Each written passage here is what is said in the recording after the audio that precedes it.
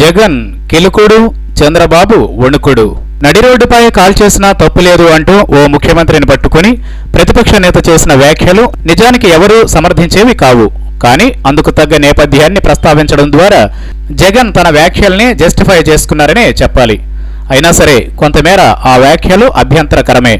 అయితే ఈ విషయాన్ని ఎలివేట్ చేయాల్సిన అధికారపక్షం మరింత దూకుడుగా ఇంకా అభ్యంతరకరంగా వ్యవహరిస్తున్న తీరుతో జగన్ వ్యూహం ఫలించినట్లే అన్న భావన సర్వత్రా వ్యక్తమవుతోంది.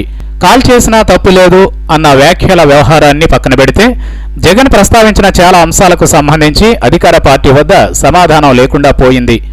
కర్నూలు జిల్లాకు అది చేస్తాం ఇది చేస్తాం అంటూ గతంలో ప్రకటించిన చంద్రబాబు వాటిల్లో ఎన్నింటినీ నెరవేర్చారన్న ప్రశ్నకు టీడీపీలో ఎవరూ సమాధానం చెప్పడం లేదు.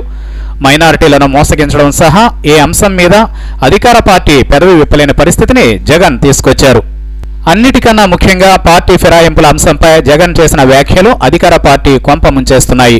తమ పార్టీలోకి ఎమ్మెల్సీ చక్రపాణిని ఆహ్వానించిన జగన్ ఈ క్రమంలో ఎమ్మెల్సీ పదవికి రాజీనామా చేయడంతో నంద్యాల ఉప ఎన్నికల వేళ ముఖ్యమంత్రి చంద్రబాబుపై ప్రతిపక్ష నేత వైఎస్ జగన్దే పై చెయ్యి అయిందన్నది నిర్వివాదాంశం.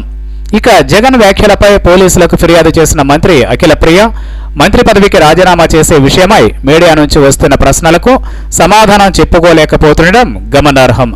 మొత్తంగా చూస్తే నంద్యాల ఉప ఎన్నికలకు సంబంధించి ఒకంత అగ్రెసివ్గానే వ్యవహరించిన జగన్ అందుకు తగ్గ పాజిటివ్ వైబ్స్ అయితే క్రియేట్ చేయగలిగారు. పార్టీకి సంబంధించినంత వరకు జగన్ ఏం మాట్లాడినా దాన్ని అధికార పక్షం నెగిటివ్ యాంగిల్లోనే ప్రాజెక్ట్ చేస్తుంది గనుక ఆ వేవ్లోనే నడి రోడ్డుపై కాల్ చేసినా తప్పు లేదు అన్న వ్యాఖ్యలు కొట్టుకుపోతున్నాయి. ఇప్పుడు అప్పుడే ఏమైంది కథ ముందుంది అసలు సిసలు పండుగ అంటూ ఉన్న వైఎస్ఆర్సీపీ రానున్న రోజుల్లో ఇంకెంత అగ్రెసివ్గా వ్యవహరిస్తుందో వేచి చూడాల్సిందే.